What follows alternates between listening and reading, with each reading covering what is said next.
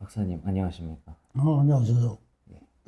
지난번에 이제 저희가 트라우마 얘기도 음, 했었고, 그다음에 다단계 음, 얘기도 했었고, 그렇게 해서 이제 결론은 계속 수양을 해서 내 안에 강한 자아를 만들어야 그런 올바른 선택이나 어디에 휩쓸리지 않는 그렇게 이제 말씀을 해주셨는데, 그러면 어떻게 해야 좀 그런 강한 자아를 쌓을 수 있는지 그런 팁들을 좀 주시면 좋을 것 같아요. 근데 이제 그거는 이래라 저래라 하지 않더라도 네, 그 개인이 해결해요. 사실은. 닥치는 거는 자기잖아요. 네, 자기니까 누구한테 물어볼 데도 없어요. 음, 그러니까 해결을 해요. 음, 그 해결이 되면 그와 비슷한 트라우마가 오더라도 그거 가지고 활용을 해서 없애는 거예요. 네, 그렇게 하다 보면 그 트라우마를 해결하는 자기 나름의 어떤 방법이 생겨요. 그게 굳어져 버리면 자기 성격이 되는 거예요. 네, 습관이 굳어지는. 근데 이제 그런 경험이 적을수록 그게 되겠어요, 안 되겠어요? 어렵죠. 어렵죠. 이제 그 예를 들면 그런 게 있어요.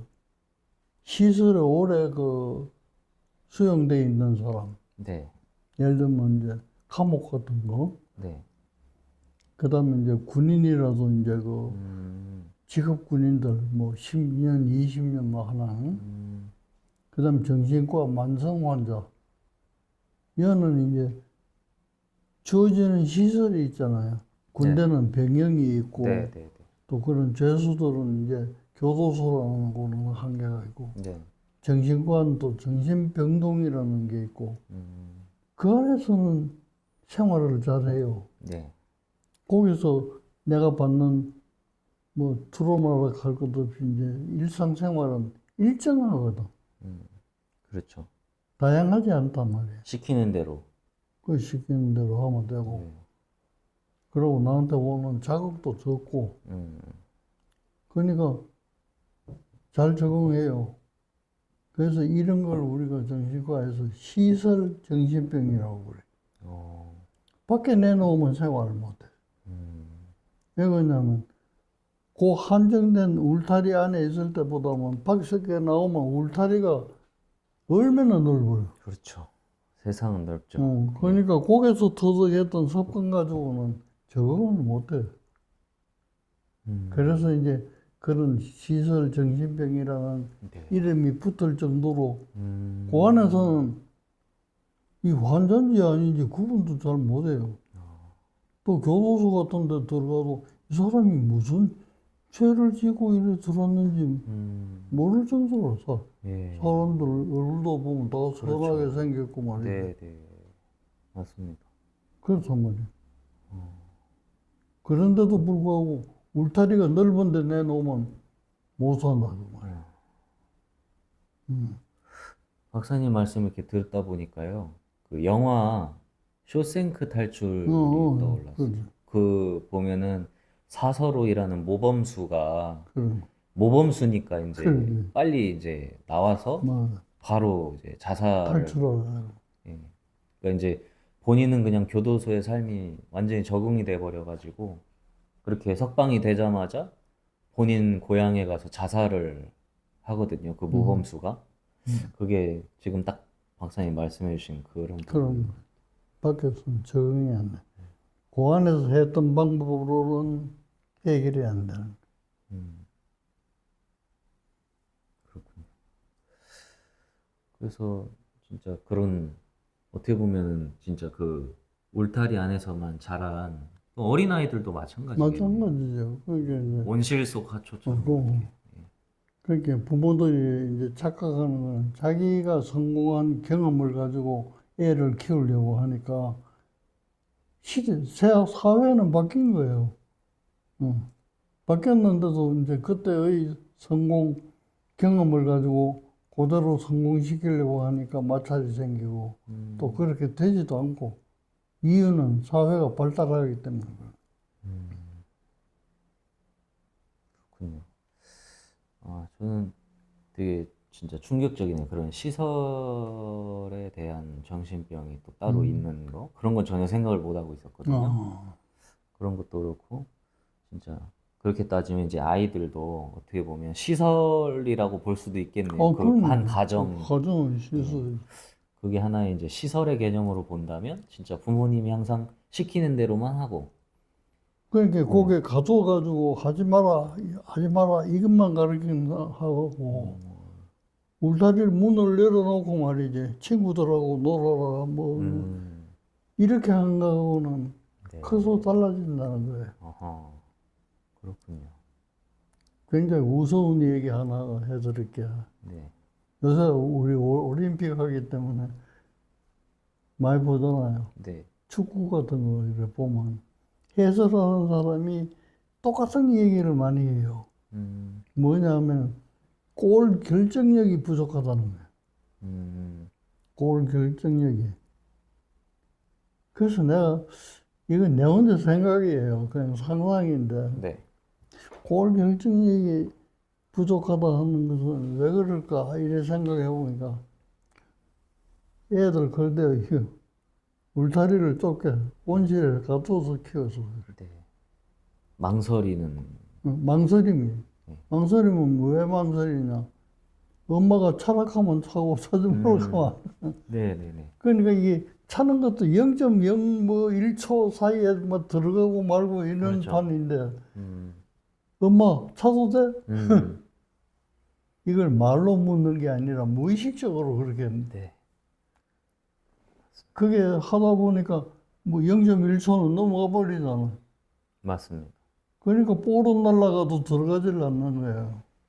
왜 그러냐면 그 사이에 골키퍼가 딱 대비를 해버리니까.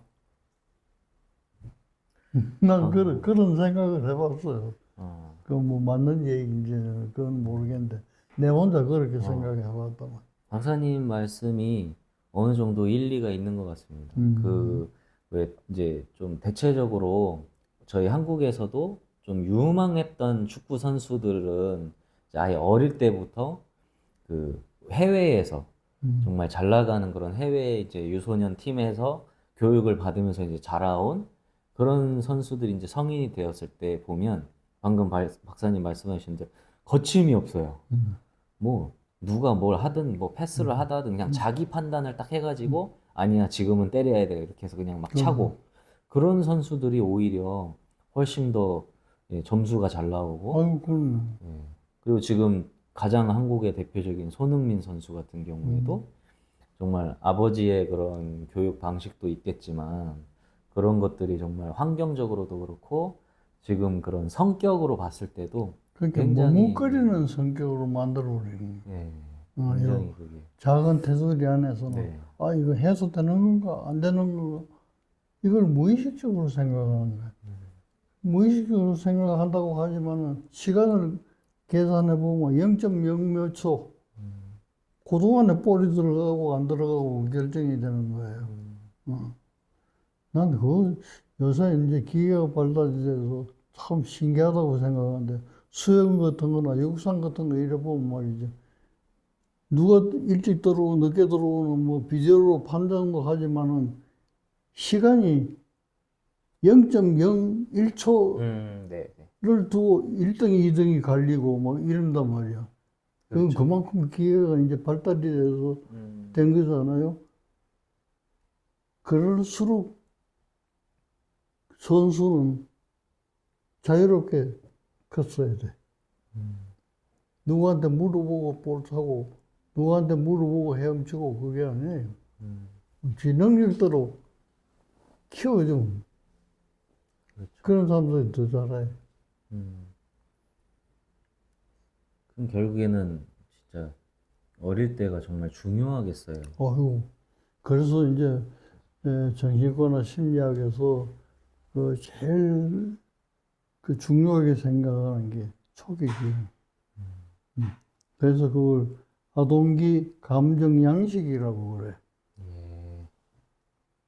그렇게 어렵게 설명할 것도 없어.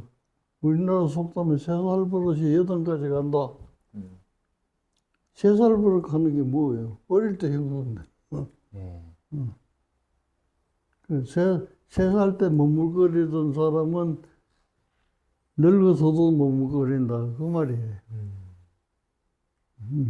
그러니까 어린 때 초기 경험이 그만큼 중요한 거예요.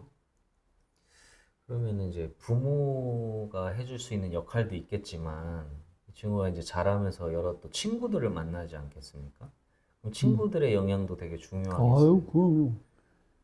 처음에는 이제 부모의 영향이 크고, 네. 그 다음에 최초로 동네로 나가. 이게 우리가 사회화 한다는 거야. 네, 사회화. 사회하고 접촉하는 거예요. 그 다음에는 학교 가잖아요. 학교 가면 또 더 많은 친구들하고 사귀어요. 네. 이런 식으로 이제 차차차차 넓혀가는 거예요. 넓혀가면서 그 다양한 성격들과 만나면서 자기 경험을 축적해서 자기 성격을 만들어가는 거예요. 그거는 대체로 자연스럽게 되는 거지만 또 사람에 따라서는 목표를 세워놓고 나는 이런 사람이 돼야 되겠다 하고 자기를 단련하는 사람도 있고 그래요. 그럼 박사님, 지금 이제 방금 동네로 나가고 학교로 가고 뭐 이렇게 단계적으로 사회적으로 이제 나간다고 말씀을 해주셨는데 요즘은 이제 워낙 컴퓨터를 넘어서 이제 스마트폰이 완전 어린 아이들부터 벌써 지금도 식당 같은 데 가면요 부모님들이 이거 애들이 조금만 시끄럽거나 조금 울고 이러면요 바로 자리에 앉혀놓고 스마트폰부터 이렇게 딱 줘요. 이제 그런 것만 해서 그런 온라인만 보고 자라온 이제 아이들이 방금 동네로 나가도 스마트폰만 보고 있고 학교로 나가도 스마트폰만 보고 있고 이런 상황들은 어떤 영향을 끼칠까요? 나는 처음에 그걸 부정적으로 생각했어요. 그래가지고 사회생활을 어떻게 할까? 그걸 걱정을 많이 했던 사람 중에 하나인데 네. 요즘 와서 생각은 달라졌어. 오, 왜냐면 울면은 핸드폰 주는 엄마가 현명하다고 생각해. 그래요? 왜 그러냐면 어차피 얘들이 성장해가지고 살아갈 거는 스마트폰 시대. 그렇죠. 그럼 어릴 예, 때부터 만져보는 애가 아예 조기 교육을 시키는 건가요? 지금 말로 하면 그게 일부러 하는 건 예, 아니지만 예, 자기가 좀 편하려고 또 아니면 다른 사람한테 예, 피해가 안 가도록 하기 위해서 스마트폰 주는데 네. 그것도 경험이잖아요. 애들이 글자를 알아서 뭐 이래 1번 누르면 뭐 나오고 2번 누르면 뭐가 나오고 그거 아니잖아요. 그렇죠. 우연히 이렇게 누르다 보니까 재밌는 게 나오거든. 어허, 그럼 안 가르쳐줘도 그거 눌러요. 오, 어. 되게 새로운 관점이네요. 그러니까 예, 앞으로 이 스마트폰이 지금보다는 또 더 발달할 거다네. 그렇죠. 거기에 적응해서 살자면 음, 그냥 그렇게 두는 것도 좋지 않을까. 어, 상상을 그렇게 해봐. 박사님 말씀대로면 오히려 그런 게 이제 교육이 안 좋다고 못하게 하면 나중에 좀 사회나 나갔을 때 그 앞에 경쟁력이 좀 떨어질 수도 볼을 있겠네요. 찰까 안 찰까 이거 어, 저게 걱정하는 거나 마찬가지로 오, 이 스마트폰 눌러야 되나 안 눌러야 되나 예, 예. 그런 제약도 받겠지. 음, 그건 또 되게 새로운 관점인 것 같습니다. 그건 그냥 내 상황으로 그렇게. 저도 좀 생각이 바뀌는 것 아, 같은데요, 그래. 박사님. 예. 저도 좀 부정적이었는데 어.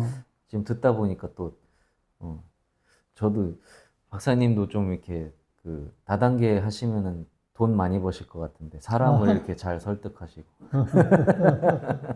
제가 벌써 넘어갔습니다, 박사님. 그렇군요. 결국엔 그러면 저희가 이제 처음 질문은 강한 자아를 형성하는 거였잖아요. 그게 스마트폰을 그렇게 해도 그러면 강한 자아를 형성하는데 괜찮을까요? 강한 자아를 만들 수도 있고 또 피해도 있을 것 같아요. 왜 그러냐면 다른 생활은 안 하고 그것만 맨날 들고 앉아서만 뭐 먹고 살겠어. 음, 그렇죠? 그러나 그걸 일찍 했던 사람이 그걸 더 탐구하기 위해서 뭘 창조해내고 이러면 생산적이잖아요. 음, 그러니까 같은 것이라도 생산적으로 발전하는 게 있고 비생산적으로 발전하는 게 있고 그래요. 네. 그 비생산적으로 발전하는 건 대체로 이제 정신과 질환이 된다든지 이제 그렇거든. 근데 이제 모든 걸 완벽하게 긍정적으로만 발전하는가 그게 아니에요. 네. 긍정성이 있어만 부정성이 있고 이게 이제 양면이 다 있어요. 그러니까 이제 사람이 중요하다는 거는 그 양면 중에 어느 걸 선택해서 내가 일생의 가치를 두고 사는가 이게 중요하잖아요. 그러니까 그걸 일찍 발견하는 사람, 일찍 지각하는 사람은 그런 걸 빨리 깨달을 거고 그냥 어영부영 사는 사람한테는 그거 있어도 그만이고 없어도 그만이고 그러니까 일찍 알지를 못하는 거고 차이가 그러면 그런 거 예, 같아요. 박사님, 스마트폰을 주기는 주되 좀 어느 정도는 어떻게 해라라고 좀 지도를 하면서 주면 좋겠네요. 근데 이제 그런 지도는 그 방법을 어떻게 하라 이 지도보다는 네. 예를 들면 스마트폰이 갖는 이제 전자기기로서의 어떤 뭐 해로움 같은 게 있을 것 아니에요? 어, 예를 들면 뭐 귀에 너무 바짝 대지 말아든지 그거는 뭐 어떤 게 해로운 건지 난 모르겠어요. 네. 핸드폰 사용을 안 해봐서 모르겠는데 그런 게 있을 것 같아요. 그것도 전자파를 내는 거니까. 음. 그래서 그런 거를 지도해 줄 필요는 있을 것 같아요. 예. 그러니까 좀 음. 위험성이라든지 그리고 이런 올바른 것들을 이용법. 예. 말하자면 쉬운데 하기는 어려운 게 올바른 사용법. 예. 맞는 말씀인 것 같습니다. 최근에 이제 이 스마트폰이 너무 무분별하게 이제 사용되는 부분에 있어서 음, 어떤 국가는 이제 법적으로 제재를 하는 곳도 음, 생기기 시작했거든요. 음. 그래서 방금 말씀해 주신 것처럼 좀 그런 거에서 좀 주의해서 쓸 그게 이제 필요는 있는 것 법적으로 같습니다. 제재하고 뭐 윤리적으로 어떻게 제재를 하고 이런 것도 더 좋은데 그런 거 제재하기 이전에 초기 감정 양식이 굉장히 중요하다고 그랬잖아요. 네. 그러니까 초기 경험 때 부모들이 알고 있는 그런 이제 부정적인 면 그런 게 혹시 있다면은 예, 그런 것은 이제 완곡하게 이렇게 교육을 시키는 게 좋겠다 그 얘기지. 그거 말고 뭐 스마트폰 이게 재밌으니까 이걸 해라. 이거는 보면 안 돼. 뭐 이런 것까지 간섭할 필요는 없을 것 같아. 그러면 박사님 이게 참 복잡한 문제잖아요. 그렇죠? 그런 그래서 어쨌든 이게 어쨌든 또 처음으로 다시 돌아와서 얘기를 해보면 그 강한 자아를 만들어내는 것은 나한테 달려 있는 거잖아요. 그러면 내가 만들어가는 거예요. 그래서 내가 예, 만들어가는 건데 다른 사람이 충고해 주는 거. 이제 음, 스마트폰에는 너무 다양한 정보들이 있다 그럼 보니까 그 안에서 어떠한 정보들을 내가 가져갈 것이고 어떠한 정보들을 내가 좀 경계할 것이고 이런 것들도 결국엔 나한테 달려 있는 건데 그럼 이게 참 많이 어려운 것 같습니다. 많이 예, 어렵죠. 어릴 때부터 이제 스마트폰을 그 잡아온 그 아이들은 과연 그 정보들을 어떻게 받아들일까 그런 게 참 고민이 많이 되는 것 같아요. 그 어릴 때 부모의 이제 살아가는 가치가 어떤 것인가 하는 게 중요해요. 근데 그 가치를 우리가 가르치기보다는 방법을 가르치려고. 방법은 가르치고 봐야 소용이 없어요. 이미 그 방법은 쓸데없는 방법이 돼버려요. 사회가 발달하고 스마트폰이 발달하는데 옛날 방법 가지고 그게 통하겠어요? 그러나 가치는 불변하는 거. 좋은 거는 좋은 거고, 나쁜 건 나쁜 거고, 그런 거예요. 그렇군요. 그러면 결론은 뭐 스마트폰은 그냥 하나의 물질일 뿐이고 제일 중요한 건 또 부모님의 교육이네요. 그럼 초기, 어쨌든 사람은 성격이 발달해가는 과정을 밟아야 되니까, 네. 그 발달의 초기에 접촉하는 사람은 부모니까, 그래서 중요하다는 거예요.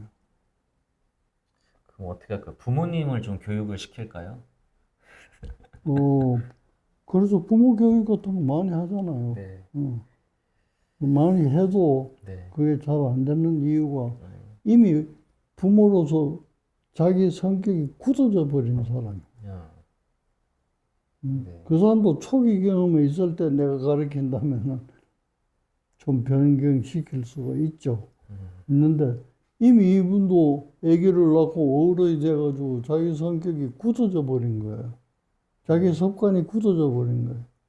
이 세상을 살아가는 적응 방법이 굳어져 있어요. 근데 그걸 바꾸려고 하면 얼마나 힘들겠어요. 그래서 나는 정신과를 하면서 나대로 한 가지 터득한 거는 그 고칠 수 없는 거는 할 수 없는 거예요. 그러면 방법이 없느냐? 아니에요.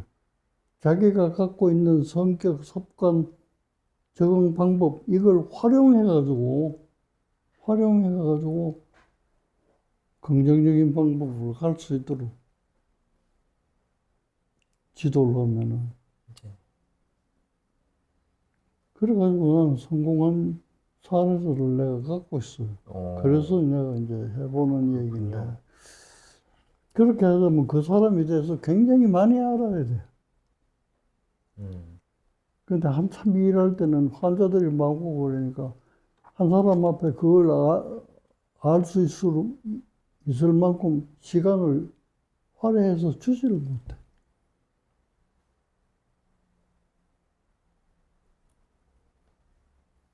결국에는 좀 복합적이네요. 이것도 그 사람을 뭐 바꾼다라고 해야 될까요? 그런 것도 좀 짧은 시간 안에는 될 수가 없는 거고 교육이라고 하는 게 예, 참 복합적인 문제인 것 같습니다. 그 교육이라는 것도 쉽게 얘기하자면 요새 보면 이념 교육 같은 거 있잖아요. 네. 그러고는 어른이라도 계속해서 그런 이론을 반복해서 가르치면 거짓말도 정말로 들리고 소위 가스라이팅 같은 거. 네. 그걸 믿게 되는 거예요. 그렇죠. 결국에는 뭐 이 자아를 강하게 만들기 위해서는 부모가 가장 큰 역할을 하는 것이고 그 이후에 그 이후에 예, 내가 하는 거는 이제 내 성격대로 성격에 맞춰서 네, 그래서 조용한 뭐 명상을 해서 영상. 나를 단련시키는 방법도 있고 요새 올림픽 하듯이 말이지 그렇게 운동 같은 걸 열심히 운동. 해서 나를 단련시키는 방법도 있고 네. 또 궁금증이 많아서 공부를 열심히 해서 예. 나를 단련시키는 방법도 있고 방법은 여러 가지예요. 그런데 문제는 자기의 지금까지 터득해놓은 습관하고 이게 맞는가 안 맞는가가 문제야. 맞지 않는 걸 가지고 100번 해봐야 그건 안 되는 거예요. 그 쉽게 얘기하자면 노래에 소질이 없는 애를 노래 연습 많이 시킨다고 노래 잘해지는 건 아니잖아요. 예. 그런 거나 마찬가지. 그러면 이제 어릴 때 부모들이 해야 될 역할은 이건 내가 말이에요. 나도 그렇게는 못했지만은 그렇게 하면 될 것 같다는 말이에요. 뭐냐면 자녀들 보고 이거 해라 저거 해라. 너는 운동해서 올림픽 선수가 되라. 너는 공부해가지고 학자가 되라. 이게 아니에요. 가만히 놓고 보면은 걔가 하는 소질을 알 수가 있어. 제대로 놀도록 놔둬요. 놔두면 노는 방법이 쟤한테 있어. 예. 활발하게 막 뛰어노는 애들도 있고, 아니면 조용히 책상에 붙어 앉아가지고 뭐 노는 애들도 있고. 이 잠재력을 발견해 주는 게 부모예요. 근데 부모님들은 그만한 인내력도 없고, 시간도 없고, 그러니까 내가 성공했던 가치를 어떻게든지 자녀에게 물려줘야 되겠다. 여기에 이렇게 집착이 돼 있는 거예요. 그러니까 다행히 그 집착하고 자녀가 갖고 있는 이제 잠재력하고 맞아 떨어지면 유명해지는 그러나 맞아 떨어지기가 그렇게 쉽지를 않아요. 교수님 말씀을 듣다 보니까 진짜 만약에 제가 부모가 된다면 어떻게 교육을 해야 될지 그런 것도 좀 많은 생각이 드는 것 같아요. 오늘 또 그 부모가 네, 된다고 하더라도 네. 여기서 했던 얘기는 참고 사항이지. 네네, 그렇죠. 결국은 자기 마음대로 켜는 거예요. 맞습니다. 그건 어른이 됐으니까 그런 습관이 굳어져서 그래. 어쩔 수 없어요. 어쩔 수 없다라고 하니까 되게 좀 허무해지는 것 같기도 하고 좀 그런. 아니, 그거는 반복된다, 거의. 네네네. 알겠습니다. 이론적으로는 알아요, 사람들이. 네네. 머리가 좋으니까 그건 얼른 알아듣고, 맞아. 이러지만 정작 할 때는 그렇게 하지 않는 거예요.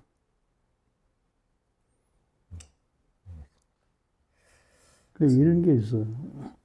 내가 한참 그 가족 계획하고 성교육 이런 게 이제 1970년대부터 이제 시작이 되는데, 그때 그 전문 강사가 없잖아요. 근데 제일 가깝게 있는 게 정신과 의사들이 이제 성 문제를 많이 다루니까, 그 내가 이제 강사로 많이 뽑혀 다녔어요. 그 MBC에서 굉장히 오래 내가 청소년을 위한 사랑의 교실이라는 프로그램을 했어요. 그럼 밤 12시에 해가지고 한 15분, 길게 할 때는 30분 정도. 그걸 굉장히 오래 했어요. 네. 오래 했으니까 그 당시에 컸던 청소년들은 내 말 듣고 큰 사람들이 굉장히 많아요. 그때 내가 벌써 무슨 얘기를 했냐면 지금과 같은 얘기를 했어요. 그래서 자녀들이 예를 들어 어제 뭐 캠핑 가겠다. 그러면은 허락하라 이거예요. 근데 부모들은 뭐 물에 빠지면 안 되니까 가면 안 된다. 가면 또 나쁜 사람 친구 사귈까 봐 안 된다. 뭐 별 이유를 달아가지고 옛날에는 잘 안 보내줬어요. 그래서 내가 그 일깨워주기 위해서 보내라고 그래. 그래서 한 번은 우리 가족을 다 데리고 천막을 짊어지고 제주도를 한 바퀴 돌고 서귀포에서 제주로 탐라계곡을 통해 가지고 등산을 해서 넘어온 적이 있어요. 그 탐라계곡에서 이제 천막을 치고 자는데 딸애가 중학교 다녀. 나보고 아빠 서울 가거든 이 천막 날 좀 빌려달래. 그럼 뭐 할래 그러니까 설악산에 간다는 거야. 그러니까 내가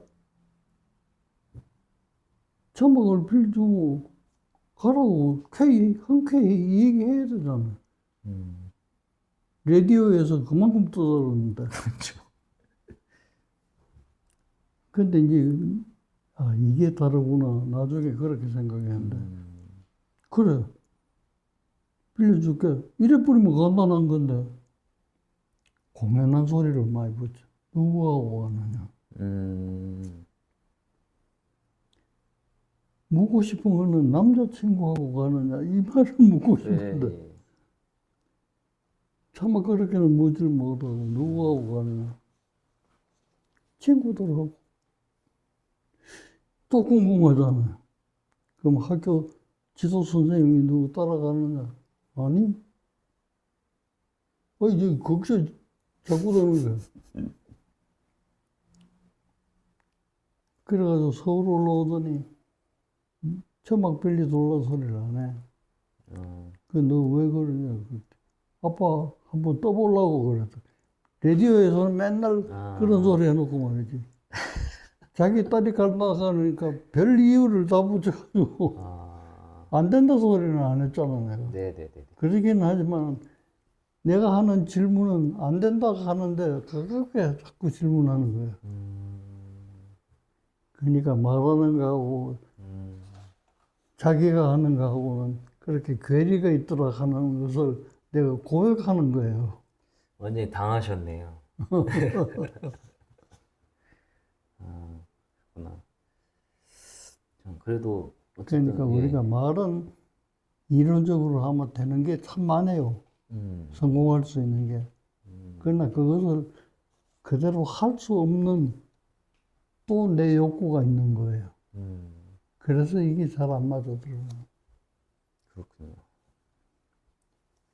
그게 참 어려운 것 같아요. 저는 쉽게 얘기하지만 그럼요. 정작 내가 할 때는 잘 안 되고. 지금 내가 하는 많은 이 얘기는 내가 못하는 얘기, 못했던 이 얘기들이 많아요. 내가 못하니까 하고 싶다는 소망이에요, 이게. 따지자면. 그러나 듣는 사람은, 저 사람은 저런 얘기를 하는 거 보니까 저런 쪽에는 참 수양이 깊은 사람이구나.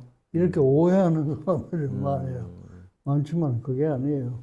나한테 부족하니까 어떻게든지 그걸 좀 보충해 볼까 하는 방법으로 얘기하는 거예요. 예, 그렇군요. 진짜 이 말씀 듣다 보면 너무 재밌어가지고 시간 가는 줄 모르겠어요. 벌써 시간이 이제 또 그래, 마무리를 할 다음 시간이 시간에 다 또. 돼서 또 다음 주제는 어떤 재미난 이야기로 하면 좋을지 또 고민을 좀 해봐야 될 것 같습니다. 예. 오늘은 저희가 이제 앞전 영상에서 트라우마 얘기도 했었고 다단계 얘기도 했었고 그렇게 해서 이제 강한 자아를 만들기 위해서는 어떻게 해야 되는지 이제 교육 어릴 때부터 교육에 대한 얘기도 좀 나눠봤는데요. 결국에는 박사님이 마지막에 해주신 말처럼 이게 어려운 부분이 많은 것 같습니다. 이제 저희가 이렇게 대화 나누는 거 하고 또 막상 저희가 각자 가족들과 이제 대화를 할 때 하는 그런 행동들하고 그런 또 괴리감이 든다고 말씀을 해주셨는데 그런 것처럼 이 영상을 보고 계시는 시청자분들도 아마 그런 많은 괴리감을 느끼시지 않을까 싶은데 예. 어쨌든 오늘도 되게 재밌는 시간이었던 것 같습니다. 감사합니다. 다음에 또 뵙겠습니다. 네. 감사합니다.